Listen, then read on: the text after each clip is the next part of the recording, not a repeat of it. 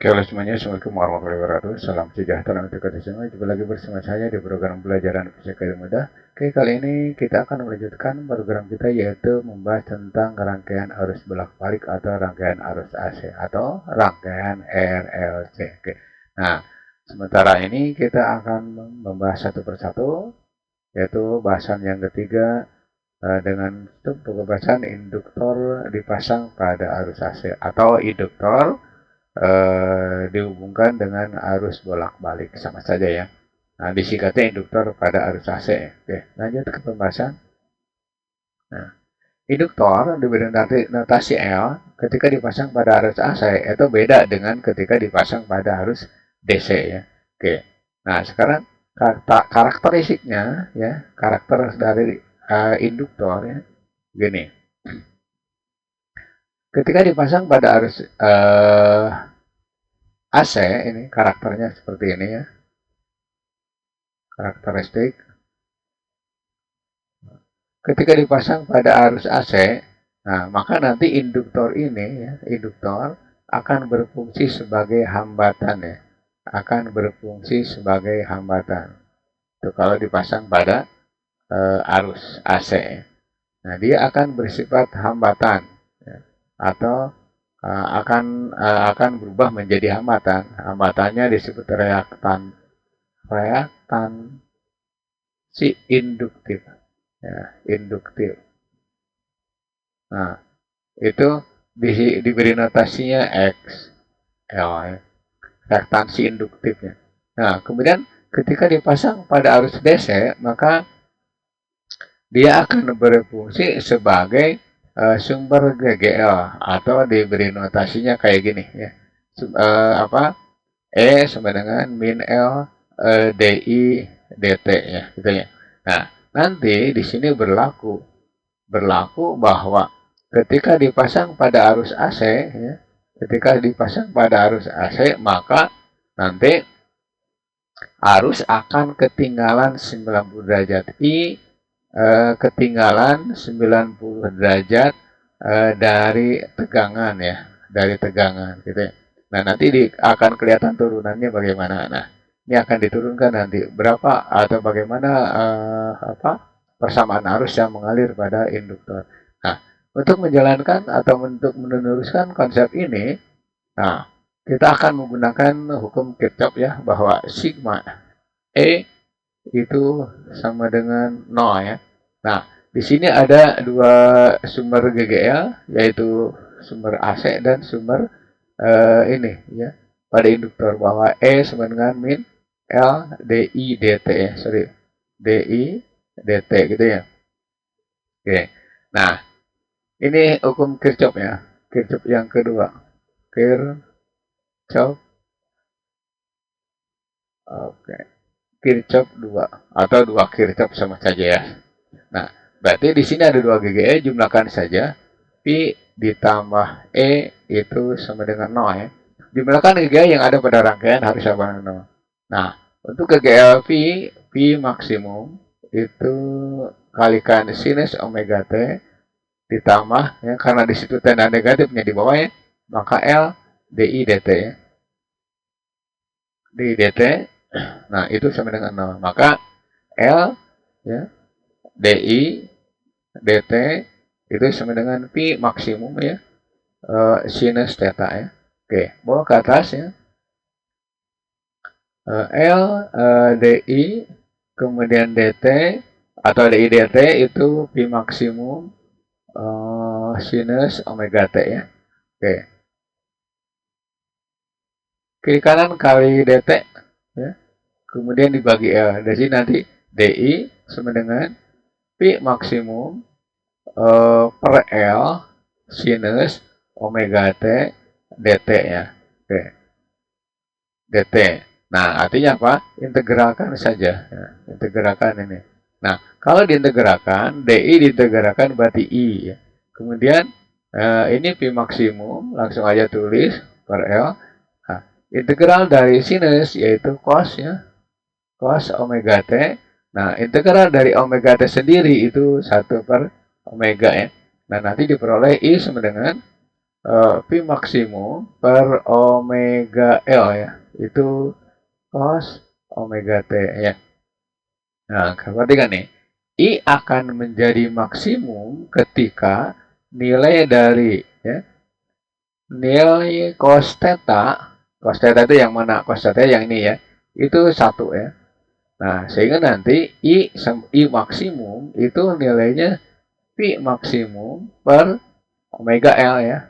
Gitu ya. Karena ini kan nilainya satu. Nah, berarti ini. Maka pi maksimum dibagi dengan I maksimum itu sama saja dengan omega L ya. Nah, inilah yang disebut hambatan reaktansi induktif ya. Ya, oke. Atau reaktansi induktif saja langsung. L sama dengan omega kali L ya.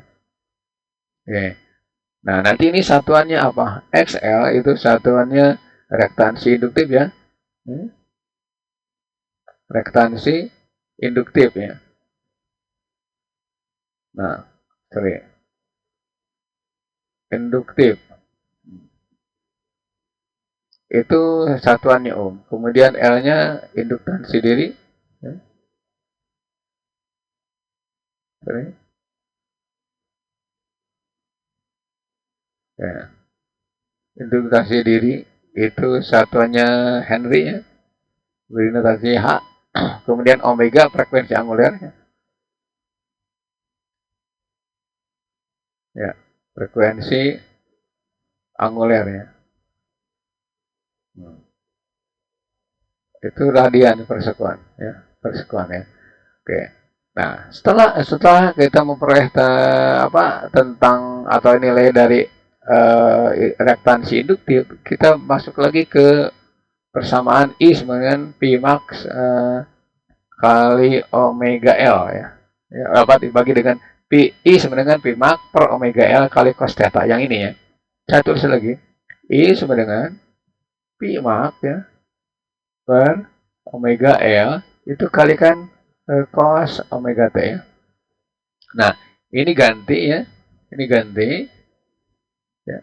Gantinya dengan apa? Pi max per omega L itu sama saja dengan Pi max per XL ya. Nah, itu tiada lain adalah I maksimum ya. I maksimum kali cos omega T ya. Nah, sedangkan cos omega T bisa diganti dengan I maksimum. Nah, ini ganti dengan sinus ya kurung omega T dikurangi 90 derajat gitu ya. Oke. Beda ya, beda dengan ketika arus mengalir pada pada kapasitor ketika dipasang pada arus AC ya. Nah, ini plus 90. Kalau di sini di induktor berarti min ya. Itu artinya apa?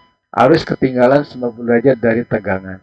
Nah, tegangan sendiri itu pi maksimum sinus ya omega T. Jadi bedanya 90 derajat ya.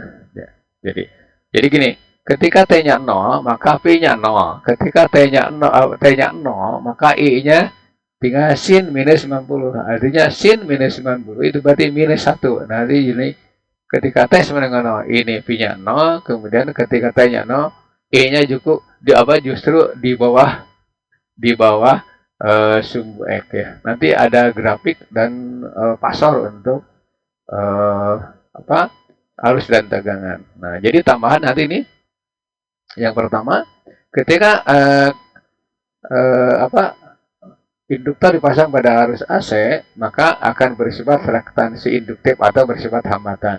Yang kedua, ketika dipasang pada arus DC, maka induktor akan berfungsi sebagai sumber GGL yaitu misalnya LDI dt. Yang ketiga, ketika induktor dipasang pada arus AC, maka arus ketinggalan 90 derajat dari tegangan gitu ya. Itu ya karakteristik untuk induktor ya. Ya, cukup jelas mungkin ya walaupun saya menjelaskannya kurang maksimal ya. Nah, oke. Nah, nanti di depan kita akan membahas tentang bagaimana arus dan tegangan ya. Oke. Lanjut ke pembahasan berikutnya. Nah, sekarang grafik dan pasar induktor ya. Nih, ini grafik ya. Di Pi ketika T-nya 0, maka nanti langsung Pi sama dengan 0. Ini dari sini, langsung aja ya. Pi 0, nah maka nanti sin 0 sama dengan 0. Kalau dikalikan ke Pi maksimum ya jelas 0. Maka boleh dari 0 itu ya. Nah, nah ini I. Nah, ketika T-nya sama dengan 0, maka I tadi disebutkan oleh saya itu bahwa I itu di bawah grafik T gitu ya. Nah, kemudian V dan I satukan ke dalam satu grafik. Nah, seperti ini. Ya. Beda ya kalau kalau kondensator itu I ada di atas ya. Di atas. Ketika T-nya 0 ingat. Nah, sekarang pasornya. Pasor itu berarti fase arus dan tegangan di apa diaplikasikan ke bentuk vektor. Nah, sehingga diperoleh seperti ini. P-nya ke atas, I-nya tetap ke kanan, ya. L. Nah, sedangkan pada kondensator pada kondensator atau kapasitor P-nya justru ke bawah. Kenapa? Karena ketinggalan, gitu ya. Ya, itu. Jadi nanti kalau kalian menemukan grafik seperti ini, oh ini berarti rangkaian induktor. Ya. Tapi kalau I-nya ada di atas, di sini, itu berarti kapasitor ketika dipasang pada arus AC gitu ya. Oke, itu grafik dan pasor untuk induktor ya, atau kumparan. Oke, lanjut ke pembahasan berikutnya. Nah, ini soalnya. Soalnya. Sebuah induktor 50 mH ya, dialiri arus AC dengan persamaan seperti berikut. PL sama dengan 120 sinus 200 T volt ya.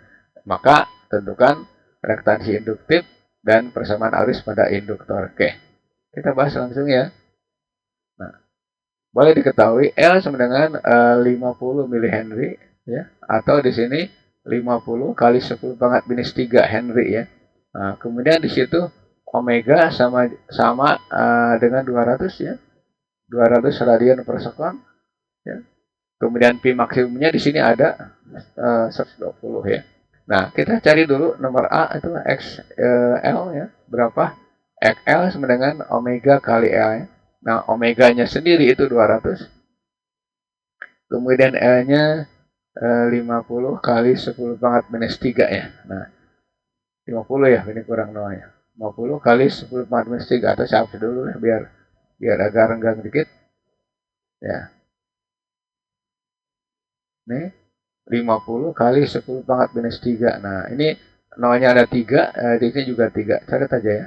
Nah, tinggal 2 kali 5. Ini 10 ya, gampang ya. Nah, kemudian nomor B ya. Nomor B ditanyakan persamaan arus ya. I fungsi dari waktu ya. Ingat ini induktor ya. Nah, karena ini ditanyakan I fungsi waktu, maka cari dulu I maksimum. I maksimum berarti Pi per atau Pi maksimum per XL ya. Nah, ini berarti Pi maksimumnya 120, kemudian XL-nya 10, maka diperoleh 12 ampere ya. Nah, persamaan arusnya I sama dengan I maksimum, nah, sinus omega T, nah, dikurangi 90 derajat itu ya. Oke, maka di sini tinggal langsung aja 12 sinus, nah omeganya sama, yaitu 200 T dikurangi 90 derajat. Oke, ini persamaan arus yang ditanya ya. Oke, itu soal nomor 1 aplikasi dari konsep atau rumus induktor ketika dipasang pada arus AC. Oke, mudah-mudahan lebih mengerti ya. Oke, lanjut ke soal berikutnya. Soal nomor 2, saya percepat saja. Sebuah induktor, induktansinya 40 mH dihubungkan ya, ini B-nya catat aja, dengan arus AC 100 volt 200 radian per sekon. Nah, ini artinya ya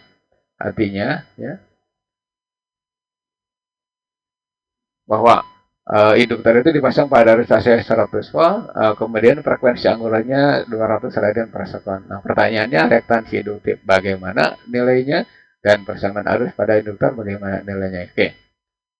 Yang pertama kita bahas R-nya berapa? Atau saya diketahui dulu ya, diketahui dulu biar agak mengerti deh. Ya.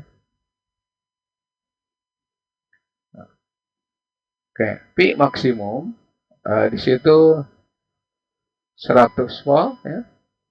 Kemudian omeganya itu 200 radian per sekon ya. Kemudian induktansinya itu 40 mH ya, atau 40 kali 10 pangkat minus 3 ya Henry ya. Oke, ditanyakan nomor A ya. Nomor A, reaktansi induktif berapa? XL, gampang nih. Omega kali L. Nah, tinggal masukkan ini 200 ya. 200 kalikan 40 10 pangkat minus 3 ya. Nah, ini berarti 8 ya, 8 Nah, oke. Nomor B, ditanyakan persamaan arus I sama dengan fungsi dari waktu ya. Cari dulu I maksimum ya. Berarti V per XL ya. Nah, nanti diperoleh bahwa P-nya itu udah ada 100 ya. Kemudian dibagi 8. Nah, oke. Ini berarti 12,5 ya. Nah, bukan ampere ya, sorry. Nah, maka persamaan arusnya I sama dengan I maksimum ya.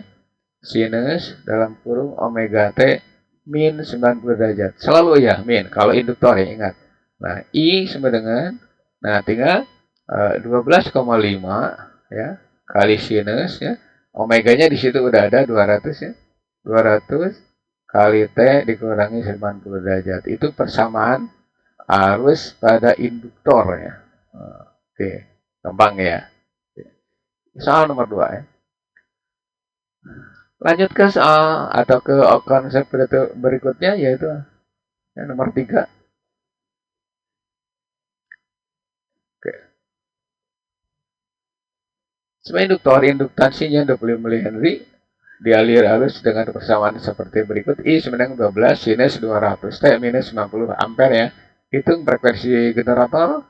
Nah, maksudnya bisa frekuensi generator, bisa frekuensi anguler. Nah, karena di sini frekuensi saja, maka ditanyakan F ya, frekuensi. Ya. Ya, kita kerjakan. Nanti diketahui nih, L itu 25 mH atau 25 kali 10 minus 3 Henry ya. Nah, ini persamaannya I sama dengan 12 sinus dalam kurung 200 T ya, minus 90 derajat ya. Oke. Nah, untuk menjawab soal nomor A, maka kita pakai ini, pakai persamaan lain. I sama dengan 12 sinus ya, dalam kurung 200 T ya. 200 T dikurangi 90. Nah, di sini I sama dengan I maksimum ya. Sinus. Nah, di sini pakai omega kali T minus 90 derajat, atau ini omeganya ganti dengan 2 VF ya. 2 VF ya, 2 VF. Oke. Nah, maka untuk soal nomor A atau pertanyaan nomor A itu tinggal 2 VF sama dengan 200 ya. 200. Nah, nanti dicatat saja. Nah, maka F sama dengan 100 per V Hz ya. Nah, gitu. Nah, ingat P-nya itu 3,14 ya. Atau boleh ditulis kalau nanti kalian tertukar ya. 100 per 3,14 apa Hz ya. Gitu. Itu untuk nomor A atau option A ya. Nah, sekarang option B. B ditanyakan berapa sih reaktansi induktifnya. Nah, XL itu sama dengan omega L. Oke. Nah, omeganya di situ 200, kemudian L-nya itu 25 kali 10 pangkat minus 3 ya. 3. Nah, oke. 25 kali 2 itu 50 ya. 20 berarti 5 kali itu kan 5 kali 10 pangkat 3 kali 10 pangkat minus 3 ya. Nah, ini berarti 5 Henry ya. Apa bukan 5 ya, sorry, 5 Nah, jadi nanti I maksimumnya berapa? I maksimum itu P per XL ya. Nah, nanti diperoleh bahwa P-nya sendiri, sorry, oh ini ditanyakan persamaan tegangan ya. Nah, kalau ditanyakan persamaan tegangan berarti tinggal nyari P ya, sorry. Ini saya peduli ya. Maaf ini ada salah baca soal ya. Nah, ditanyakan persamaan tegangan, berarti cari dulu P maksimum. Nah, P maksimum berarti I maksimum ya kalikan XL ya. Nah, udah I-nya sendiri 12, kemudian XL-nya ada 5. Nah, berarti ini 60 volt ya. 60 volt. Nah, berarti tegangannya P fungsi dari waktu itu tinggal P sama dengan ya P maksimum sinus omega T. Nah, nanti diperoleh P maksimumnya itu 60, kemudian sinus omega T-nya ganti dari sinus 200 T ya. Nanti tinggal masukkan 200 T. Nah, ini persamaan tegangan yang ditanyakan. Oke. Option C ya. Nah, tentu saja kita membahas tentang induktor ya. Dan dilengkapi dengan 3 buah soal. Ini yang 3 ini hanya untuk memperlihatkan atau menunjukkan bahwa aplikasi konsep dalam perhitungan itu sangat mudah sekali. Oke.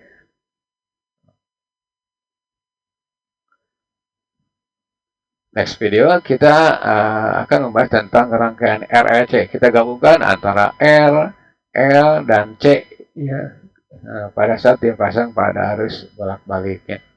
Seandainya video ini bermanfaat untuk kalian, jangan lupa like, komen, dan subscribe serta share ke teman kalian supaya kita sama-sama belajar fisika terutama tentang pembahasan rangkaian arus bolak-balik atau rangkaian RLC.